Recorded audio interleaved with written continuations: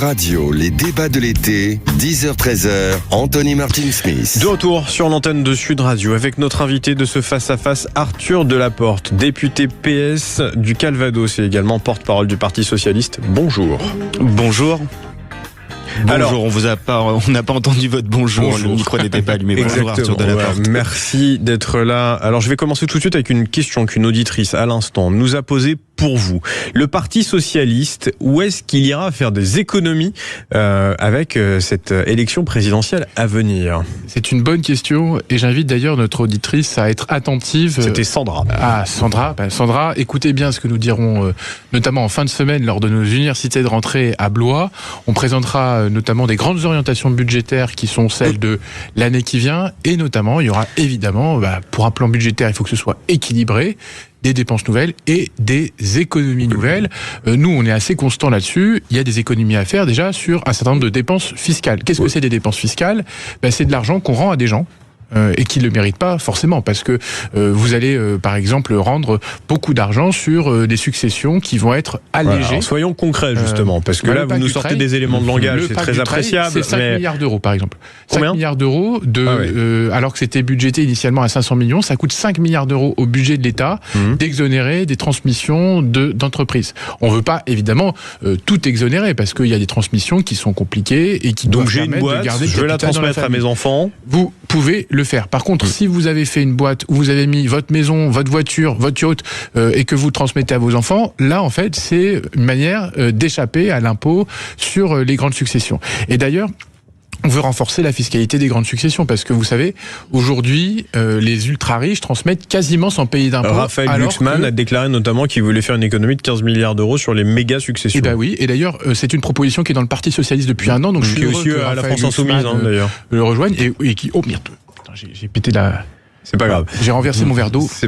Désolé pour les auditeurs. C'est pas grave.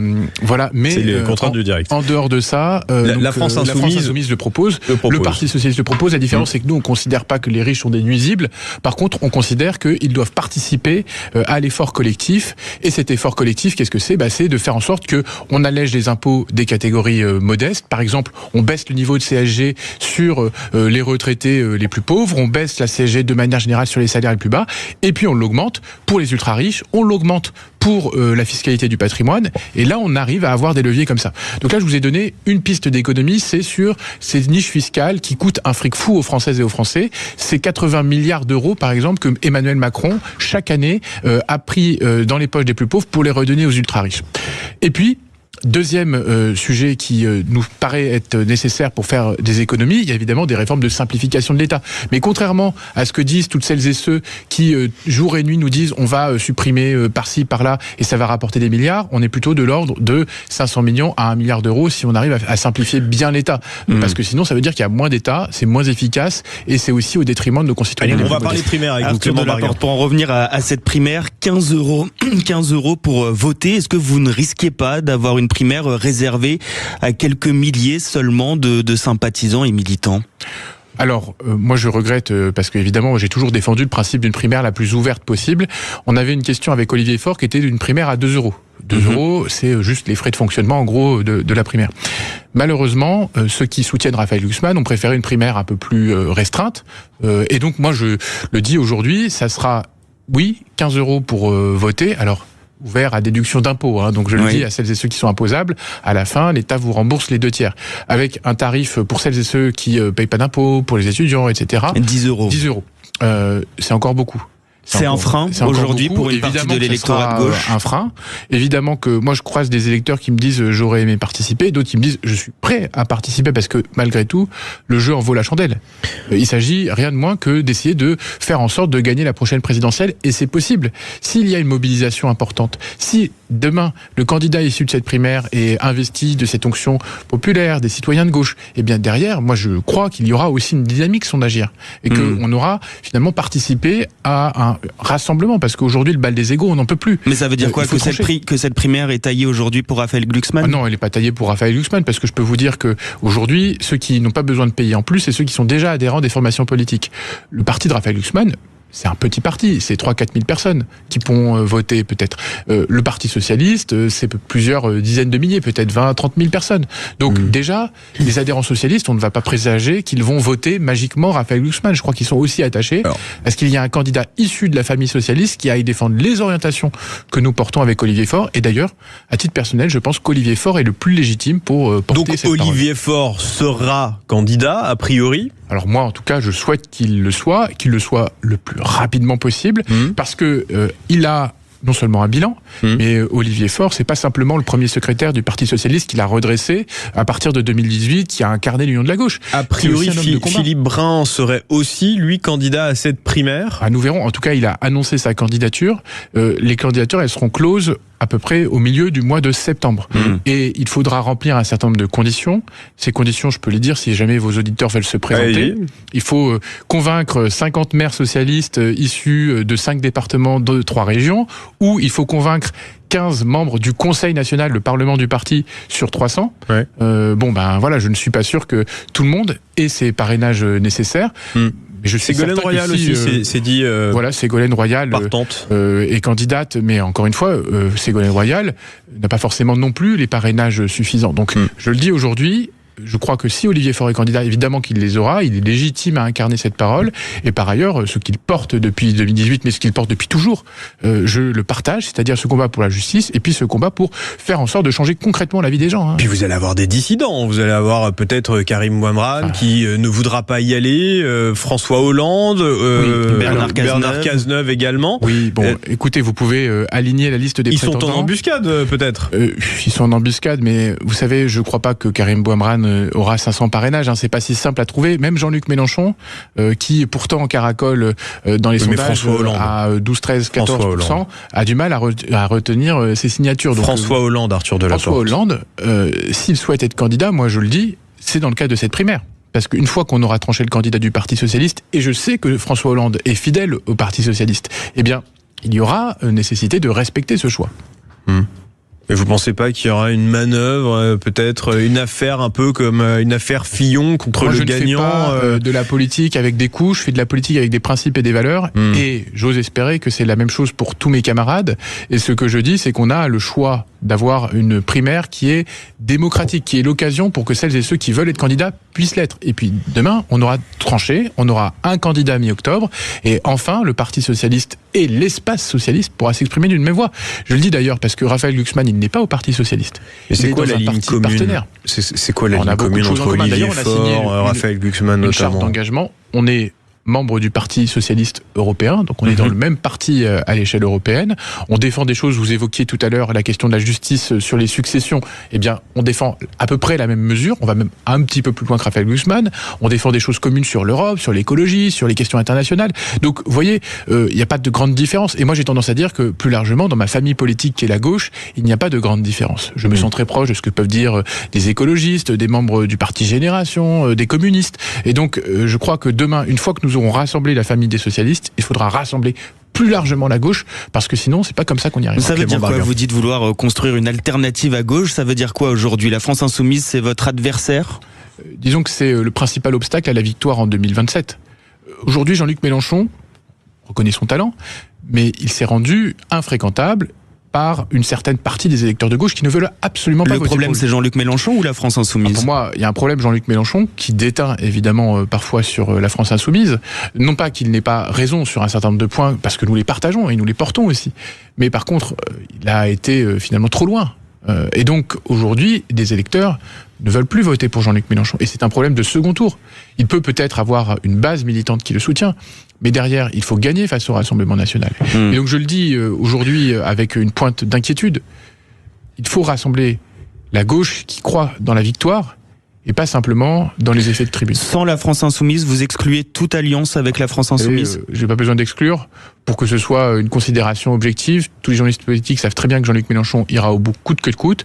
Moi, je sais que maintenant, notre œuvre, c'est celle de rassembler le reste de la gauche, mais pas parce que j'ai, à titre personnel, une détestation pour Jean-Luc Mélenchon. C'est pas le cas. Moi, je suis pas dans ceux qui passent mon temps à dire haro sur Jean-Luc Mélenchon. Par contre, ce que je dis, c'est qu'il faut réussir à convaincre convaincre non pas simplement les électeurs de gauche, convaincre les Françaises et les Français que nous sommes la solution. Pour qui? Jean-Luc Mélenchon, Marine Le Pen ou Raphaël n'importe quoi, ou Jordan Bardella? Vous votez pour qui en second tour? Moi, dans le second tour, justement, j'espère que ça ne sera pas ce choix-là parce que ça serait un choix mortifère. Évidemment que moi, j'ai toujours pour principe de faire barrage au Rassemblement national. Donc la réponse est évidente. Mais donc Jean-Luc Mélenchon. Évidemment. Mais pour le coup, ce n'est pas le scénario que je cherche parce que nous, si nous voulons la victoire, il faut construire. Vous comprenez bien du coup que quand vous dites une chose pareille, c'est que on peut s'attendre à des alliances qui... Vous savez, même Raphaël Glucksmann et ses proches, j'entendais ce matin Aurore Lalucq, son bras droit sur BFM TV, qui disait, eh bien, moi, si j'ai le choix, évidemment que je voterai toujours contre le Rassemblement national. Donc cette question, elle devrait même être celle qui s'impose au reste des partis de l'arc républicain. C'est ce qui s'est passé quand des macronistes ont appelé à voter pour les filles. Mais voter contre à un moment, c'est que vous votez pour quelqu'un. De Mélenchon. C'est le principe du Front républicain. En revanche, moi, ce que je dis aujourd'hui, c'est qu'il faut éviter ce scénario parce que dans tous les cas, aujourd'hui, Jean-Luc Mélenchon perd face au Rassemblement national et donc je ne veux pas qu'un second tour soit un second tour déjà joué d'avance, mais un second tour où nous pouvons aller chercher la victoire, et ça se fera avec un candidat issu de l'espace politique que je représente, notamment Arthur Delaporte. Il y a quand même quelque chose que le Parti socialiste peut aujourd'hui difficilement nier. LFI a aujourd'hui une dynamique militante, puis plus de 8000 personnes aux universités d'été. Il y a des propositions, on en pense qu'on en veut, mais qui commencent à imprimer dans l'opinion publique. Elle est où cette ferveur du côté du Parti socialiste? Vous savez, aujourd'hui, c'est vrai qu'on peut constater qu'il y a des militants à la France Insoumise, il y a des militants au Parti Socialiste, et il y a même des vrais militants, parce que c'est pas simplement en un clic qu'on adhère au Parti Socialiste, et on est finalement l'une des principales forces politiques de ce pays. On a aussi gagné des élections. Et ça, je crois que Jean-Luc Mélenchon, qui se targue d'avoir conquis une ou deux villes au municipal, devrait en prendre un peu des leçons. Le Parti socialiste reste la première force territoriale de France. Et donc, on a aussi cette implantation, cette histoire, et ce côté de la confiance que nous pouvons avoir du côté de nos concitoyens. Parce qu'il y a 2 ans, on a eu des législatives. Les candidats socialistes ont remporté la moitié de leur duel de second tour, quand les insoumis, qui n'étaient pas sortants, n'en remportaient que 1 sur 5. Donc vous voyez bien qu'on a une meilleure performance dans les élections, en particulier au second tour. Il ne s'agit pas d'avoir simplement... Oui, mais il y a une nouvelle dynamique depuis un an. Une fanbase, solide. Mais elle est importante quand même. C'est évidemment un point, mais il faut derrière pouvoir l'emporter. Oui. Et donc je le dis au Parti Socialiste, non seulement on a des militants, non seulement on a des gens qui nous soutiennent, non seulement je vous invite à venir dans nos réunions de l'enthousiasme, et venez à Blois en fin de semaine, vous aurez plein de choses à voir, à découvrir, pour voir aussi ce qu'est le programme du Parti Socialiste. Mais au-delà d'avoir un programme, une force, nous avons aussi la capacité de gagner, et ça, je crois que c'est essentiel. Il va falloir, Arthur Delaporte, passer aux travaux sur le budget 2027. Comment le Parti Socialiste a envie de s'inscrire là-dedans? On a Bercy notamment qui propose de désindexer sur l'inflation les retraites de plus de 3 000 €. Donc ça, évidemment, vous vous rendez compte que ce n'est pas du tout populaire. Quelles vont être les alliances possibles pour le gouvernement? Vous allez en être du coup ou pas, selon vous? Alors, moi, ce que je peux vous dire, c'est que on aura un plan qui sera présenté en fin de semaine, et ce plan, c'est autre chose que ce que dit le gouvernement. Parce que lui, déjà, vous dites 3 000 €, mais la semaine dernière, c'était 2 000. Il y a un an, c'était 1 500 €. Je ne sais pas à quel niveau on est un retraité riche.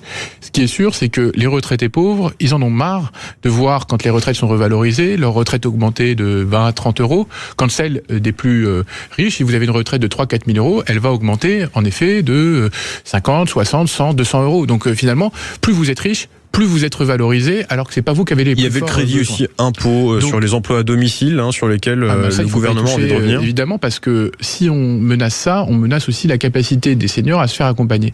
Mais nous, on veut protéger les retraités. C'est d'ailleurs pour ça que ce qu'on dit, c'est qu'il faut revaloriser les niveaux de CSG uniquement des plus fortunés, et pas simplement des retraités, de l'ensemble des travailleurs, mais pas à 2 000, 2 500 €. Moi, j'en reçois des retraités à 2 000 balles. Ils n'arrivent pas forcément à boucler leur budget. Ça dépend s'ils sont, par exemple, propriétaires ou pas. Ça dépend s'ils ont besoin d'aider leurs enfants. Propriétaire en ayant payé son crédit, soyons quand même précis. Parce que si vous êtes propriétaire et que vous continuez à payer votre crédit, la retraite, elle est la même. Souvent, quand vous êtes à la retraite, vous avez... c'est une généralité, si vous êtes propriétaire, fini de payer votre crédit. Mais c'est de moins en moins le cas. Et par ailleurs, vous avez beaucoup de retraités qui ne sont pas propriétaires. Et c'est bien là les grandes inégalités. C'est qu'aujourd'hui, la plupart des successions, elles se font à moins de 70 000 €. Et en même temps, vous allez avoir, dans les 10 prochaines années, 10 milliards d'euros qui vont transiter demain. Mais sauf que ça va être du transit de patrimoine qui sera uniquement dans le fruit du patrimoine des ultra-riches. Et ça, c'est ce que nous voulons éviter. Arthur Delaporte, il nous reste un peu moins d'une minute. Très rapidement, ça va être possible de voter ce budget 2027. On risque pas de se retrouver encore dans une situation de chaos politique? Moi, je suis assez inquiet quand je vois ce que fait le gouvernement. C'est assez irresponsable. C'est soit vous votez notre plan, soit finalement c'est le chaos. Eh bien, nous, on a un plan alternatif sur la table, un plan qui protège le pouvoir d'achat des plus modestes, un plan qui protège les services publics, qui ne les menace pas comme veut le faire le gouvernement, et un plan qui est sérieux budgétairement en allant chercher des recettes là où il y en a. Donc, merci le Arthur gouvernement refuse, malheureusement les ballons marqués, mais on prendra nos responsabilités et on est prêt à censurer si le gouvernement ne cède pas. Merci Arthur Delaporte, député PS du Calvados, vous êtes également porte-parole du Parti Socialiste. Merci Clément Barguin, je vous dis à demain. Merci à l'ensemble de l'équipe qui m'accompagne, Julien Delmas, Manu, Albin Texera, Antoine Dizy, Louis Randazzo et Alexandre Saint-Etienne. Je vous dis à demain, 10h sur Sud Radio. Sud Radio. Sud Radio Rugby, Alexandre Priam. Le rugby fait sa rentrée des classes dès demain sur Sud Radio avec le top départ de la saison 2026-2027 de Pro D2.